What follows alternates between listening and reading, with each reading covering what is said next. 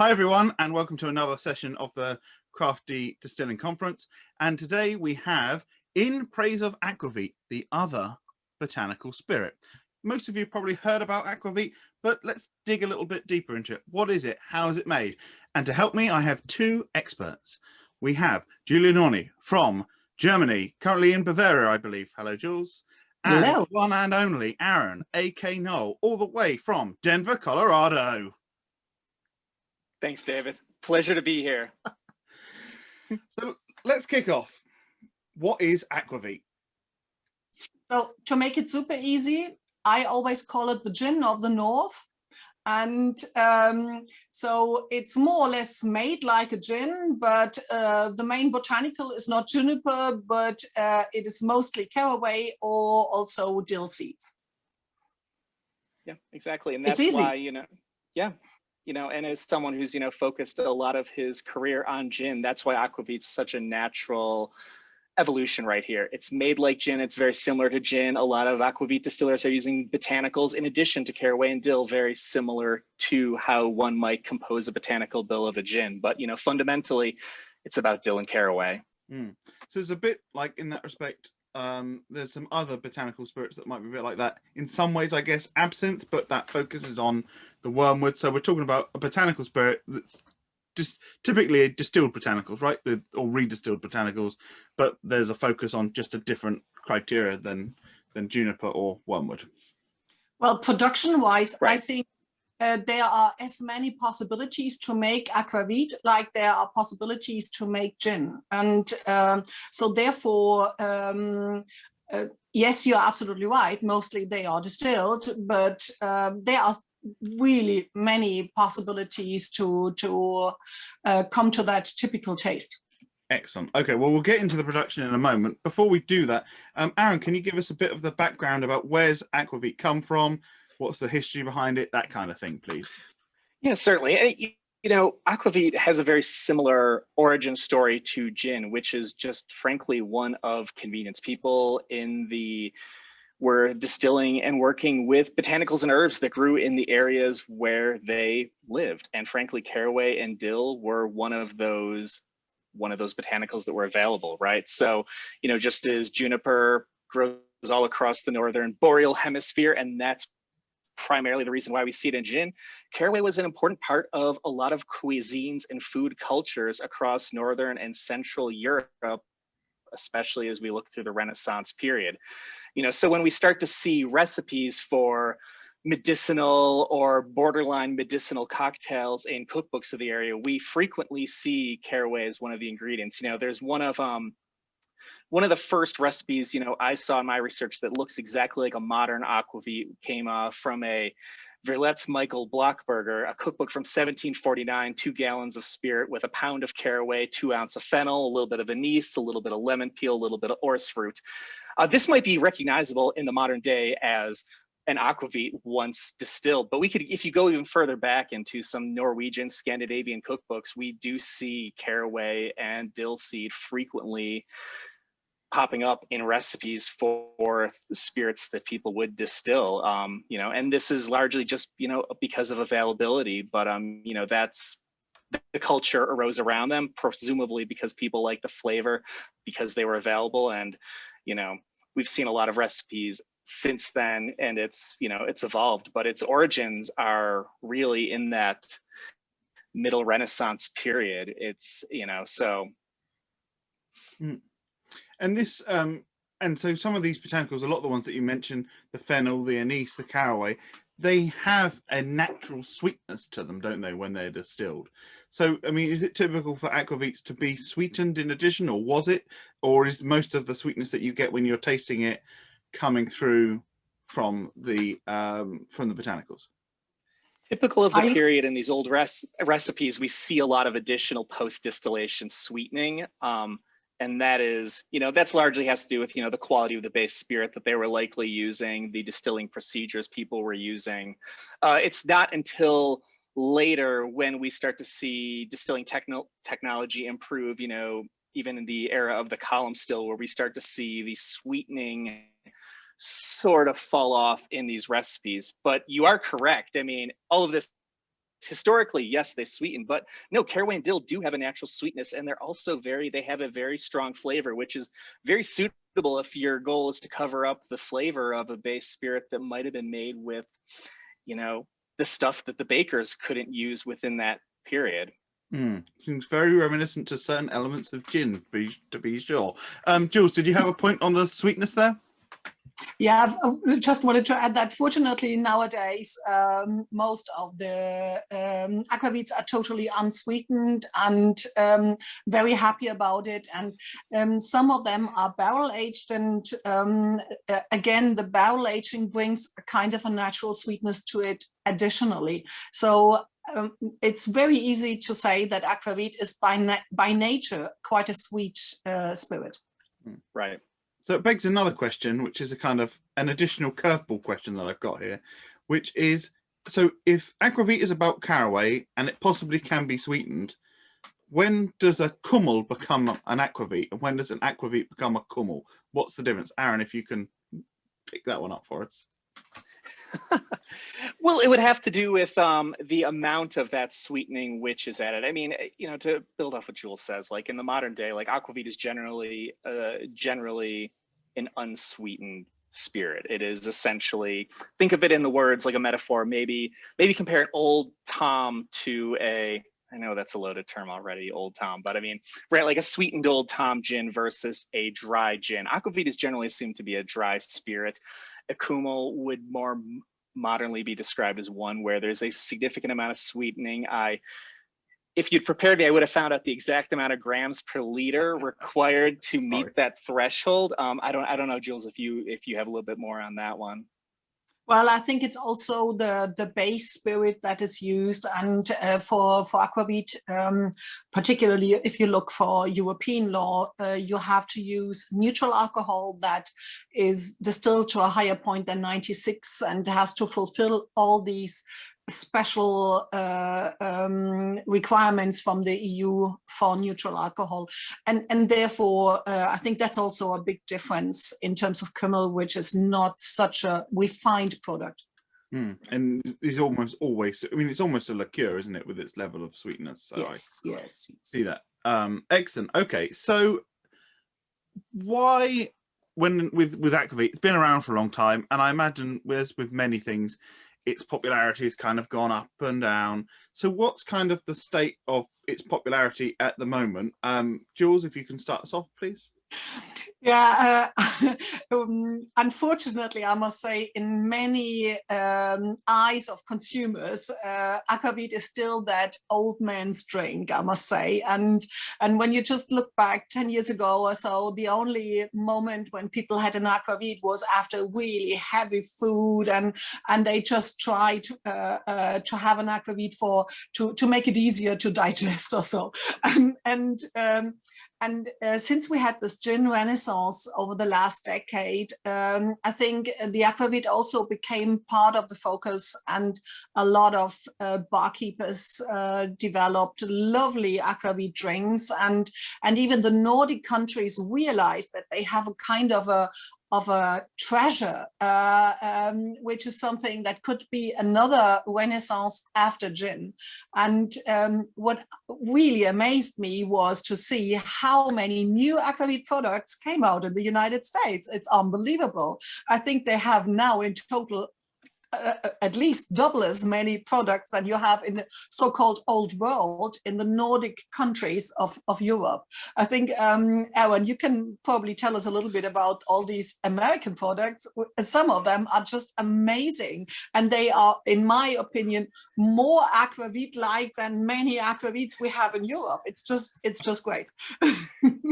It is really amazing, the emergence of aquavit as a kind of like a niche spirit in the American craft scene. And, you know, one of the interesting things was, you know, I think we've seen kind of the similar trend, right? Which is that aquavit has a perception as an old person spirit consumed at family gatherings of Scandinavian communities. And you'd have a toast after a meal or have a toast with a meal. And if you look at like the mid 2010s, you see reports like from companies like Ligne kind of bemoaning this. Young people are not drinking Aquavit like their parents and grandparents were. So they sort of pulled back from the market a little bit. But in the United States, there's a large number of Scandinavian communities, Scandinavian immigrants who've moved and have been here for some time. And it's really distillers in those communities who I think have been the first to embrace creating their own aquavits. And I think that that's why you can kind of, when you look at things like, the craft spirits database, and there might be one American aquavit around 2012. Now there's order of magnitude, we're talking like 20s, 30s of aquavits, not hundreds, but that's a pretty significant increase over a 10-year period. So, and the creativity, I mean, I'll talk a little bit about a couple of them, right? You see Viker out of Minnesota. They're aging it in former cognac barrels. Green Hat Ginavit is aging in former Laird's apple brandy barrels. North Shore is using new American oak. You're seeing kind of a diversity of aging approaches. The base spirit varies quite a bit. Svol out of New York is doing rye and corn. Devil's Head, Colorado is doing malted barley. Skullvine out of Skullvine out of Minnesota is distilling from wheat. This is only a small sample of them, right? But I mean, I think you're seeing despite the fact that the aquavit sales are not surging every year. I mean, this is even a joke of myself. Every year for a long time, I've predicted aquavit will be the next big thing. I've been in good company. There's a ton of publications doing that, but I think a more modest, humble approach is really necessary. Yes, aquavit continues to grow, especially in communities where there is large numbers of people of Scandinavian ethnicity. However, you're not really seeing it kind of grow as much in places where you don't see that strong cultural affinity. So I don't know. I sort of am seeing you might have thought it was people were not drinking it or adopting it. It was kind of an old person's drink, but you are seeing these brands having some success, especially in these communities. And I think that there's hope, especially if you are looking to make an aquavit in a community where you already kind of have this natural affinity. I think it's a little bit more of a push if, say, you wanted to launch an aquavit in Texas. There is a distiller in Houston where you might not have that same sort of familiarity, whether from the family dinner table where grandpa would toast some aquavit after a dinner. There's a little bit of there's education outside of those pockets, but it's been growing a lot here, and I think that's surprising and not something that I would have necessarily predicted, but it is an opportunity here. Is there anywhere outside of the US and then the traditional sort of Nordic countries that are making aquavit? I know one, I've got it behind me here, springs to mind, which is the Never Never's Australian aquavit. But other than that, Julia, have you seen them in any other countries? I'm struggling with the English one. I couldn't think of anything. I can just tell you for my own clients. So usually when we talk about what can be another product for your distillery and what could be a niche and sometimes already overcrowded market with so many other spirits, and I come up with that, why don't you make an aquavit? Sometimes I can see the distillers like, what? Aquavit, do you really mean that? And I said, yes, because it is still a niche, and if you are the first in your country making such thing, you can be super successful, and therefore I think the more people are thinking of it, the more opportunities barkeepers also find, and also the more the standard consumer hears about it, the more they ask for it. So I think there is definitely a niche for it, because it is a super tasty spirit, and you have so many possibilities to enjoy it, either with food. And I think particularly aquavit and food pairing is just an amazing thing. But also you can have it on ice, you can have it in cocktails, you can have it with tonic or with juices, and you can also enjoy it neat. either with an ice cube or just at room temperature. There are so many possibilities to enjoy that particular spirit, which is so, how to say that, flexible in all areas. And therefore, I think Aquavit can have a great future if we are brave enough to allow it to have that future. Right. Maybe we'll see an Indian Aquavit sometime soon, Jules. I know you've just come back. It would be quite, I'm sure that culinary thing would be absolutely an Indian twist on Aquavit. I think would be amazing. Well, actually, that's quite a good idea, of course. And when you see how many of Ayurvedic medicine herbs they have there, I can absolutely imagine that. No, so far I haven't made an Indian Aquavit, I must admit. You know, actually, and Jules, kind of building off your point here, because I think this is one of the challenges I see, you know, when talking to American distillers thinking of an Aquavit, is gin, at least in our stores, has kind of a privileged place on the shelf, right? The gin section. Aquavits, you know, still 10 years into kind of the spirits and cocktail renaissance, Aquavits are oftentimes on the liqueur shelf, maybe hidden between the vermouth and the absinthe, very, very out of sight, out of mind. And I see distillers kind of contending with the tension of it's going to be a lot more marketing, it's going to be a lot more education push to get consumers discovering my spirit when it's over here. It's lower friction to just, you know, and I say this as someone who loves Aquavit and wants it to be a thing, but it's lower friction to just make a gin, right, with a little bit of a caraway flavor to it, you know. And that brings back to the Ginivit, which is Green Hat, isn't it, that you said? So they kind of did this kind of, their product was, if I remember correctly, inspired by some of the Aquavit products, but still technically was a gin, but it was barrel aged. And of course you tend to get, there's a bit more acceptance, I mean, not so much now, but for the barrel aging of Aquavit, certainly in the more modern history, than there has been for gin. Of course, there's a lot of barrel aging of gin now. So, and I just want to talk about one particular product from Ireland, Bertha's Revenge, a gin that has definitely some caraway in it, and it is, for me, it is kind of a hybrid product because it is a very spicy but super sweet gin for the caraway in it as a botanical, and you are able to make totally different drinks and cocktails with that in addition in comparison to other gins. So it's just a great thing. Also such a hybrid product, definitely. Yeah, and Robin Cleveland makes a product called Nordic Aquavit here in the United States, and part of his Aquavit flavor includes juniper on the botanical bill, and I think that he markets it as an Aquavit, but when you taste it, there's clear, you know, there's a little, the juniper is adding some presence and is melding with the botanicals well. So, you know, you know, just to kind of say, like, yeah, there's this middle ground between the two where you can be doing a little bit of caraway and call yourselves a gin, but you're very squarely in the Aquavit camp. You could be doing a little bit of juniper with your caraway and be very squarely within the Aquavit camp.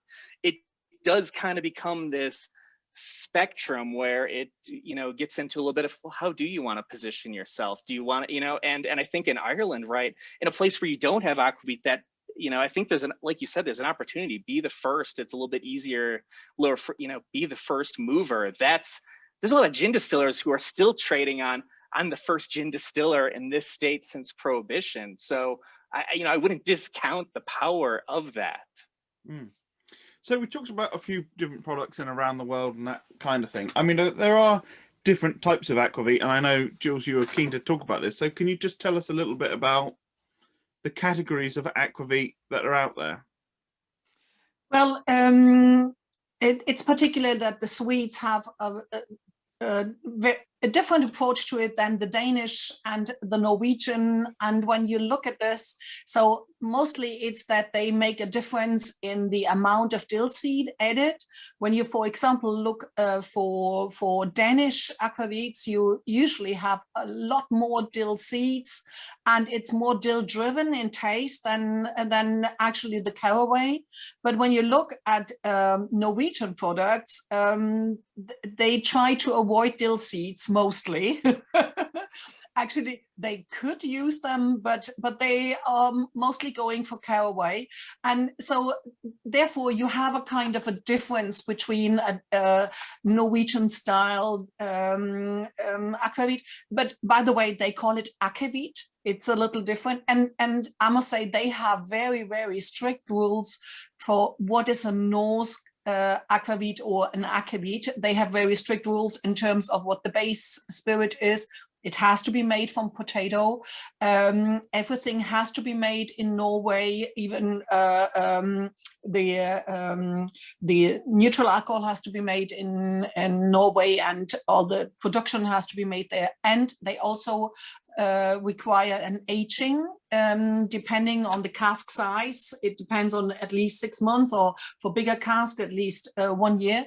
And so you can see that they have particular rules that you can say Norwegian aquavit or Norsk aquavit on the label, or aquavit, what their term is. And it, for me, it's always great fun to taste such an aquavit blind and to get an idea of what kind of style it is. And sometimes I'm totally wrong, of course, because there are so many different styles that are not only made in these particular kind of countries, but everywhere else. But I find it always great to see that different stylistics, and what brings also different opportunities on how you drink it and how you enjoy it. And you touched on the aging part of that. Julia or Aaron, or probably both of you in honesty, but can you talk a little bit about that? Why would you age it? What does it add?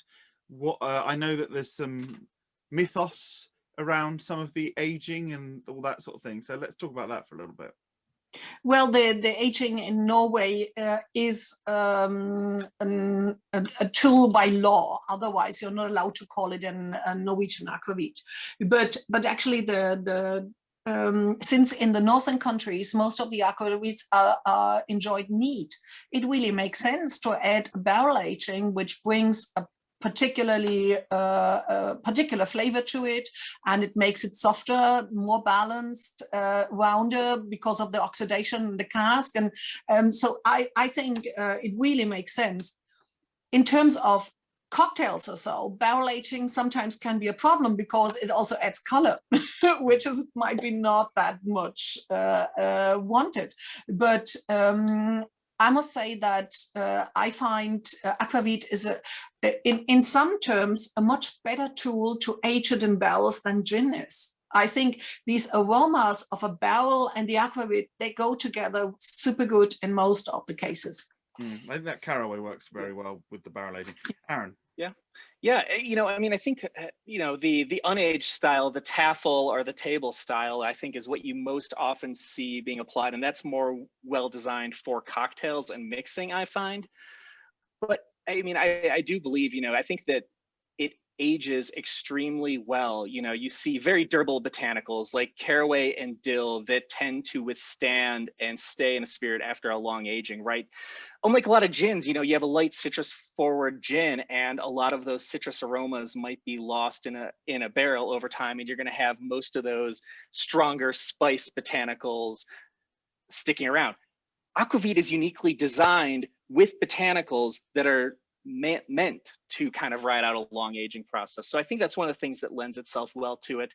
The second thing is, taffel, table style aquavit, while I really enjoy a clear aquavit, I think that those tend to have a reputation. The caraway can be a little bit more overpowering, can be a little bit harsher to the palate. I think aging really moderates some of the rough edges that caraway and dill might have.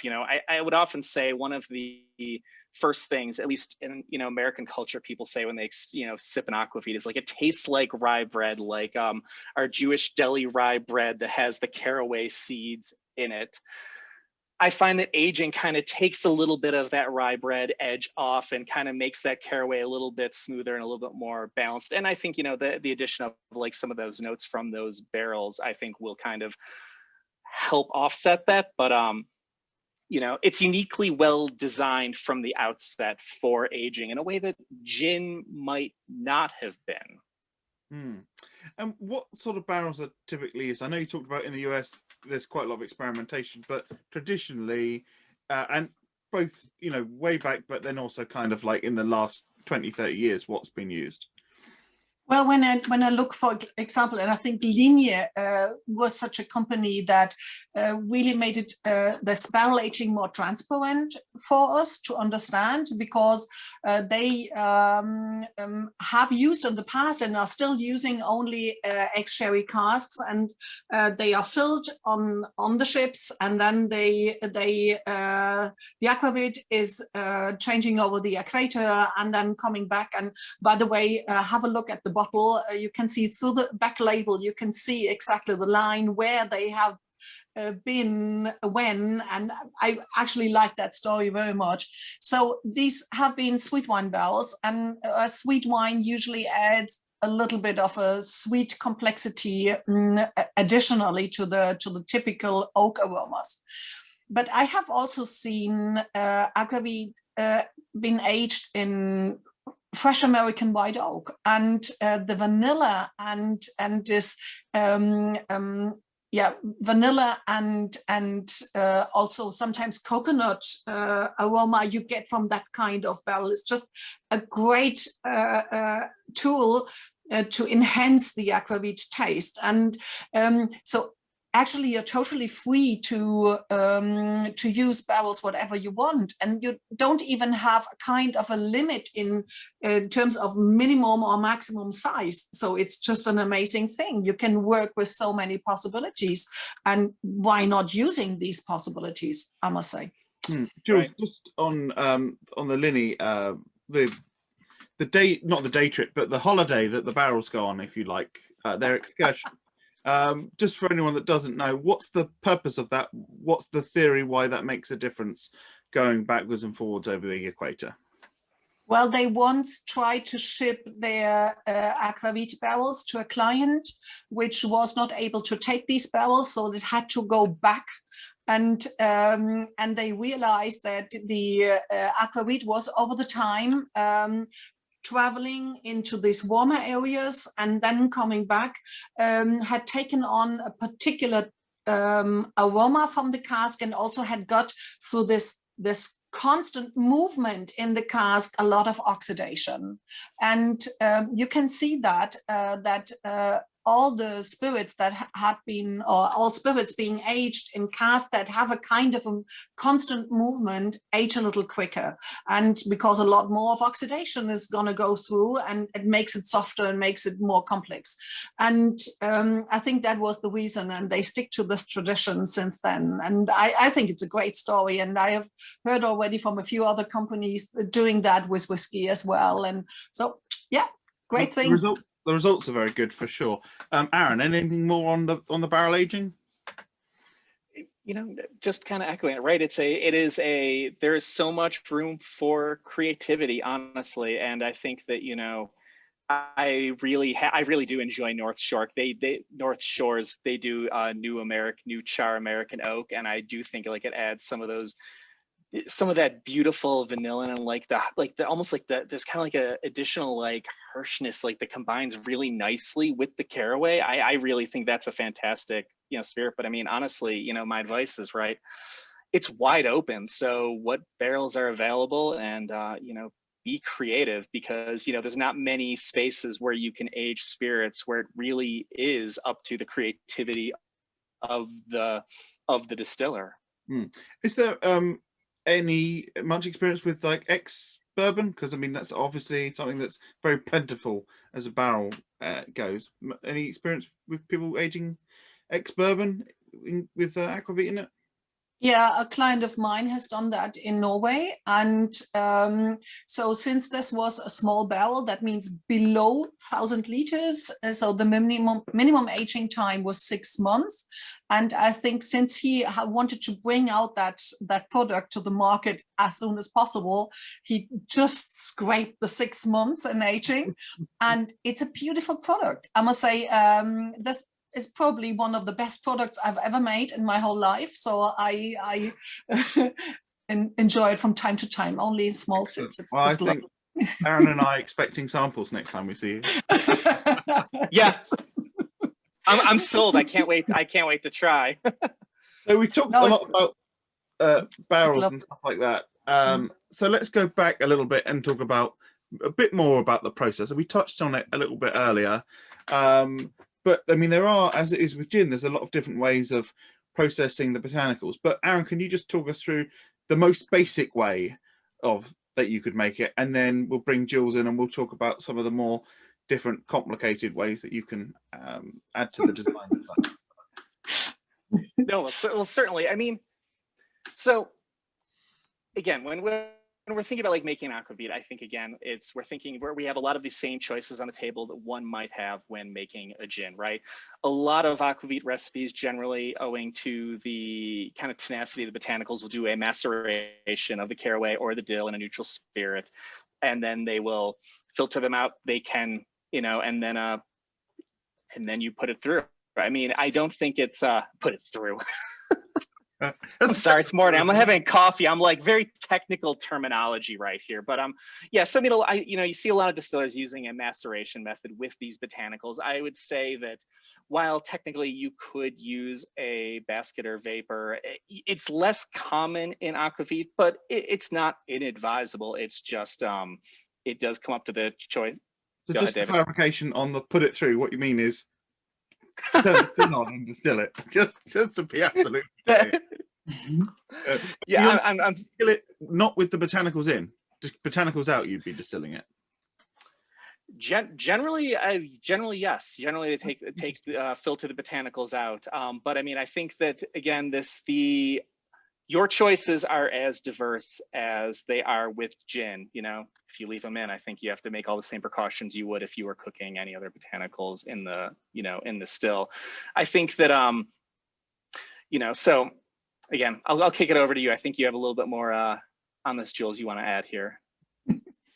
Yeah, so when we want to go back and really compare that with gin and how gin is made, so you can make a London dry gin and you are all either macerate or not, and you distill it all together, and you might add some floral botanicals into the gin basket or so, whatever. There are as many possibilities like that with aquavit as well.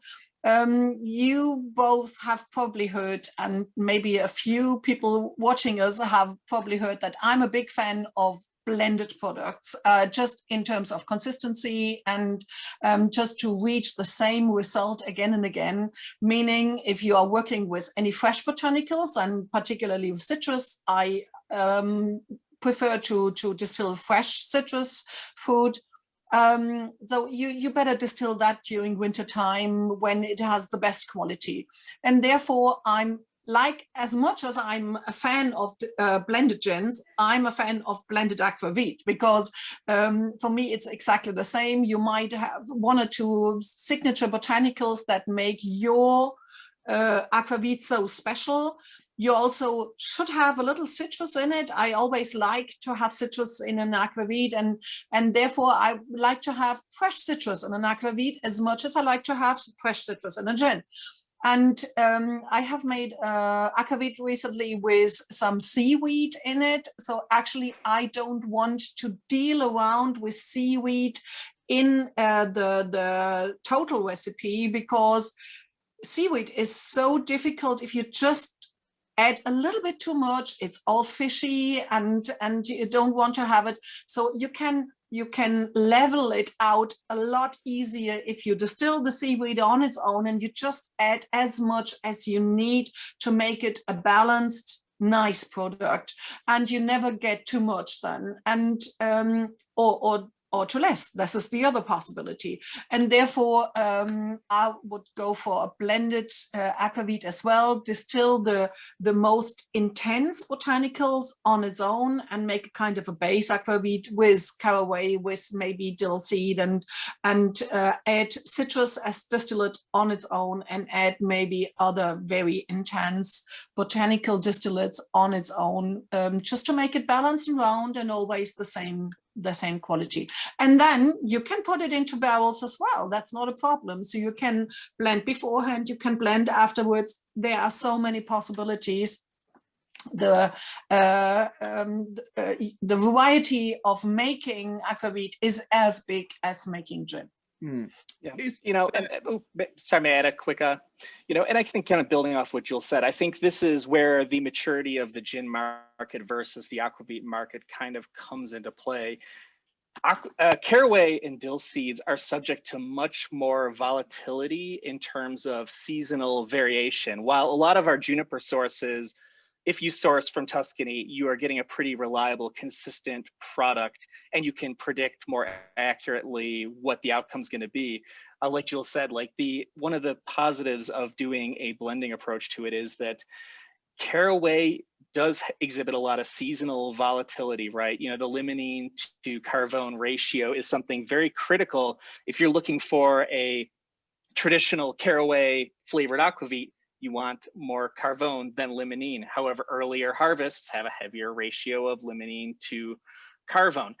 The variation within given samples can dramatically vary and can affect kind of the, you know, the product at the end. You might get a little bit more citrus coming from the same source based on whether the origin or the time of year it was picked. So I would just say that blending has some advantages just because I don't see the same kind of consistency and reliability in the caraway that is available on the market.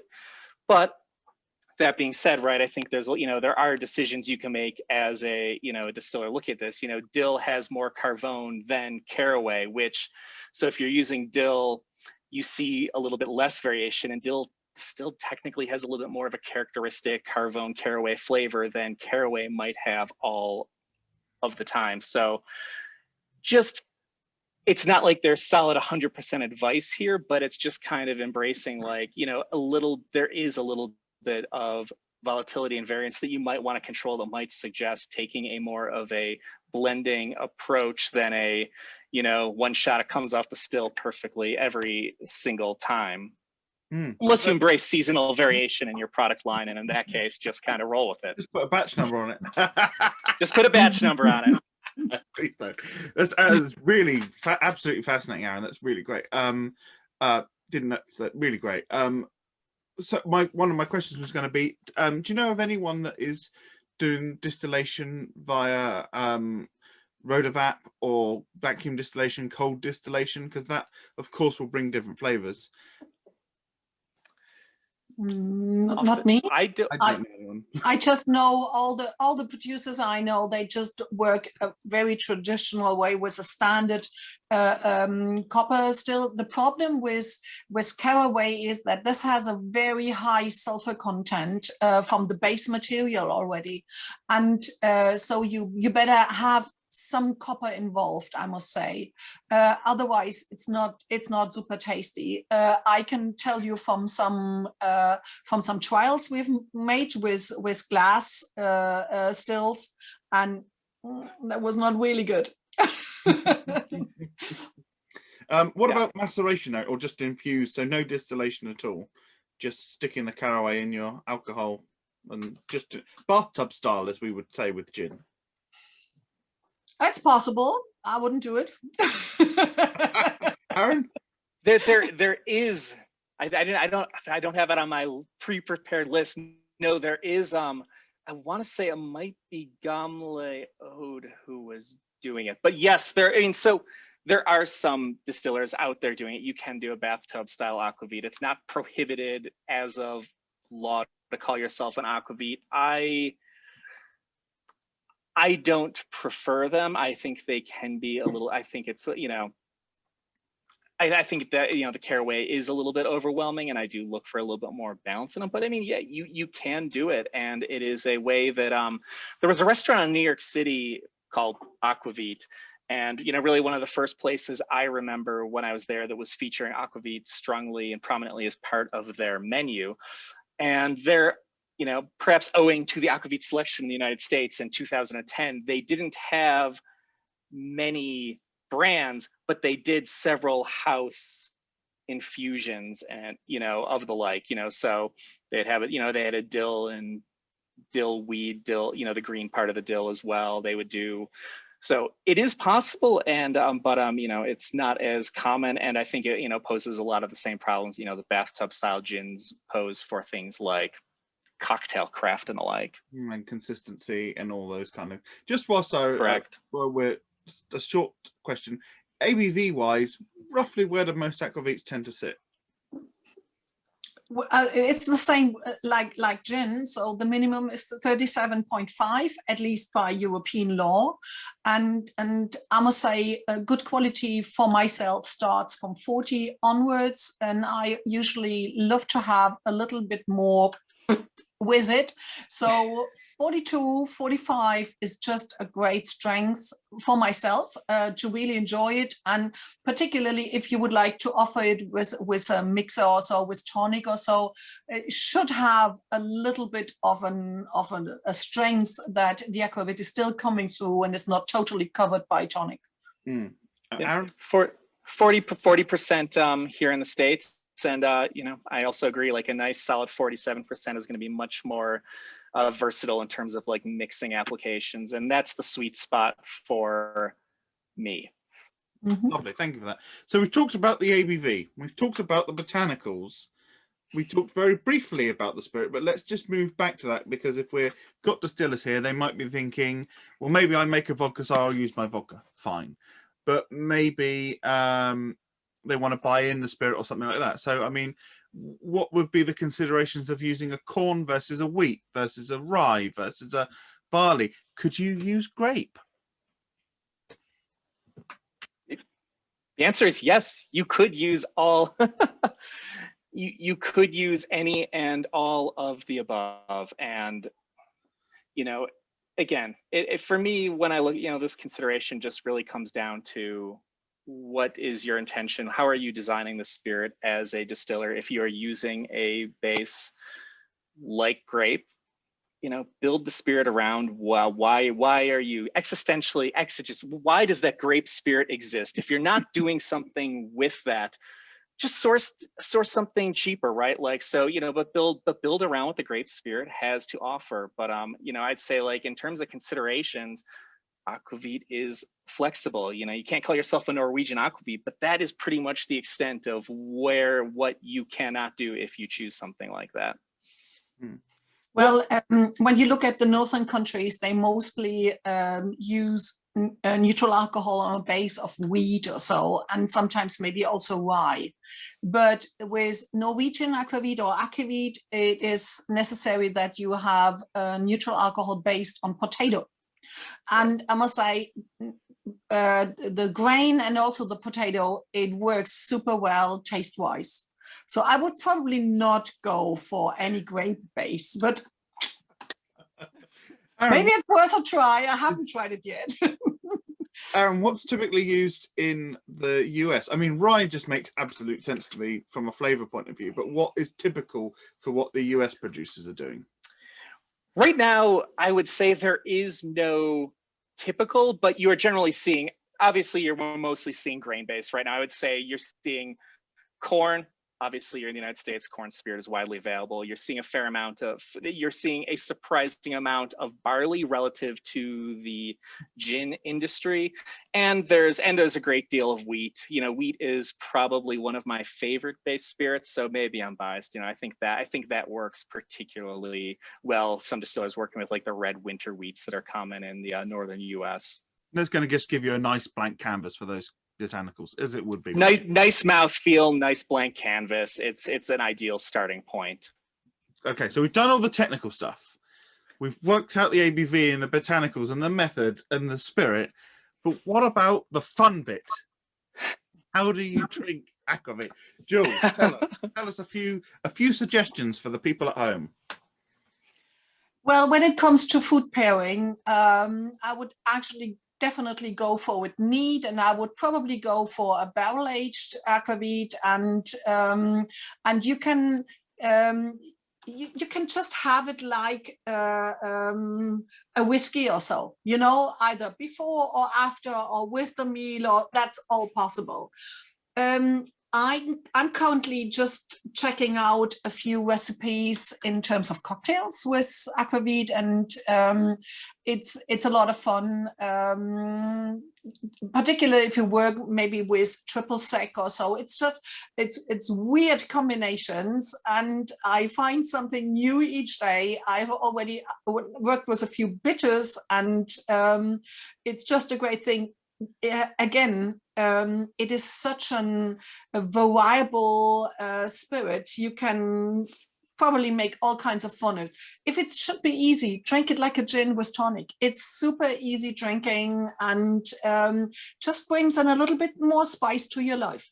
Yeah. Aaron. It should be easy. It shouldn't be this esoteric spirit, right?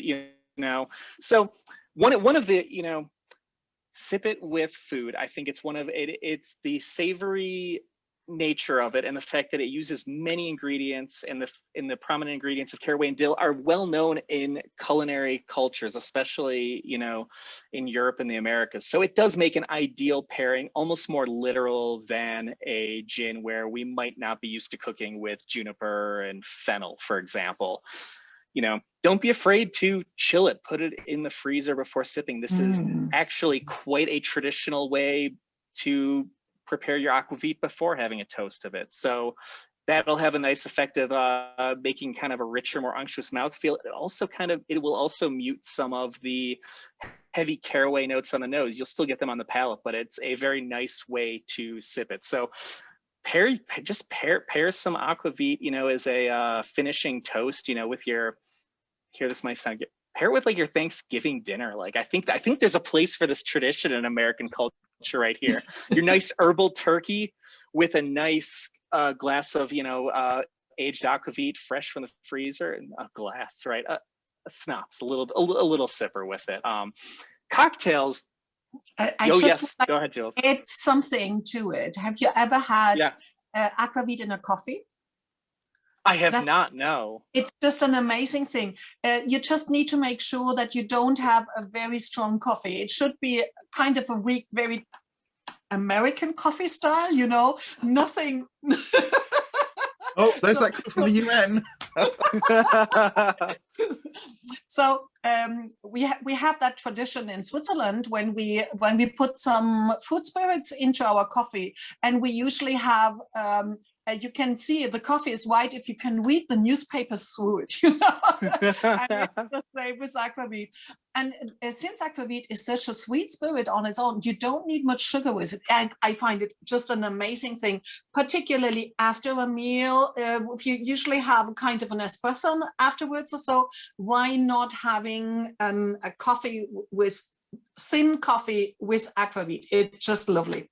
Love the idea. I have not seen that, but I'm going to give that one a try.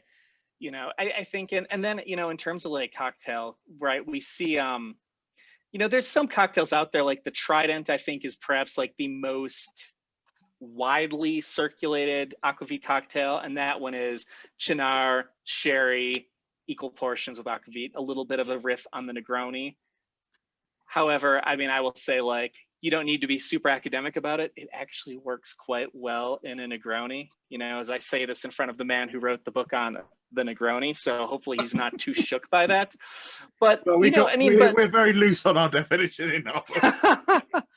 When you talk with like bartenders, like one of the things that Aquavit really needs, I think, to make it to that next level, or to become a thing, is that easy Aquavit plus mixer thing. I think it works well with tonic, but it's, it also works well with a grapefruit soda, I think, is another one that's a really nice combination. But we really don't have that in our shared culture. We don't really have that. It's that thing you order when you walk up to a bar. And, there's a lot of space here to make that a thing. If you're a bartender or you're a distiller making one, that's the opportunity right here. If you can make Aquavit, and one distiller told me like a local apple soda that I can't obtain because it's very hyper local. He says that's the thing that he gives to his customers, and that's the thing he's trying to, say, go to any bar, order this pairing. But it's a hurdle. Yeah.